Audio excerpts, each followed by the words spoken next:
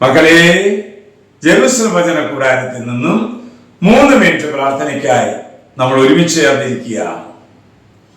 ദൈവം ഓരോ നിമിഷവും ഓരോ ദിവസവും നമ്മോട് സംസാരിക്കുന്നുണ്ട്. പലരുടെയും കംപ്ലൈന്റ്, ദൈവം എന്നോട് സംസാരിക്കുന്നില്ല എന്ന്. ദൈവം സംസാരിക്കുന്ന മുഴുവൻ കുത്തിക്കെട്ടിയ പുസ്തകമാണ് ബൈബിൾ. ആ ബൈബിളിലൂടെയാണ് ദൈവമായ കർത്താവ് നമ്മോട് സംസാരിക്കുന്നത്. ഇന്ന് നമ്മോട് സംസാരിക്കുന്നത് എന്താണെന്ന് കേൾക്കണ്ടേ? പ്രഭാഷകന്റെ പുസ്തകം 3-ാം അധ്യായം 12-ാം വാക്യം. മകനെ, പിതാവിനെ വാർദ്ധക്യത്തിൽ സഹായിക്കുക, മരിക്കുന്നത് വരെ അവന് ദുഃഖമുണ്ടാക്കരുത്. ഇതൊരു ചെറിയ ഉപദേശമല്ല.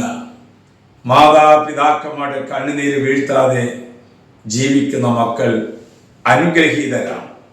പിതാവിന്റെ വാർദ്ധക്യത്തിൽ അവന് ചെറുതും വലുതുമായ സഹായഹസ്തങ്ങൾ ചെയ്യുന്ന ധാരാളം മക്കളെ ഞാൻ കണ്ടിട്ടുണ്ട്.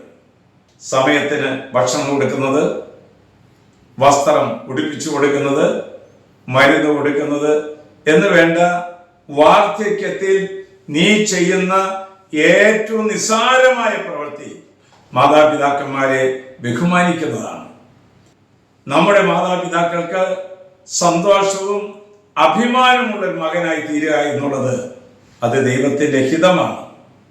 നമ്മുടെ വാക്കുകൊണ്ടോ പ്രവൃത്തി കൊണ്ടോ നിസ്സംഗത കൊണ്ടോ അവരുടെ ഹൃദയത്തിന് മുറിവേറ്റാൽ അത് സഹിക്കാൻ പറ്റാത്തൊരു വേദനയാണത്.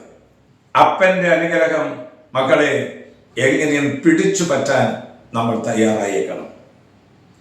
എല്ലാവരും, പ്രത്യേകിച്ച് വാർദ്ധക്യത്തിലിരിക്കുന്നവർക്ക് സ്നേഹവും പരിചരണവും ശ്രദ്ധയും നൽകിയാൽ ദൈവം അത് മറക്കുകയില്ല. കാരണം നല്ല പ്രായത്തോളം ഭൂമിയിലിരിപ്പാനായി അപ്പനെയും അമ്മയെയും ബഹുമാനിച്ചു കൊടുക്കുക. നമ്മുടെ കർത്താവ് യേശു മിശിഹായുടെ കൃപയും പിതാവായ ദൈവത്തിന്റെ സ്നേഹവും പരിശുദ്ധാത്മാവിന്റെ സഹവാസം ഉണ്ടാകട്ടെ, ഇപ്പോഴും എപ്പോഴും എന്നേക്കും. ആമേൻ.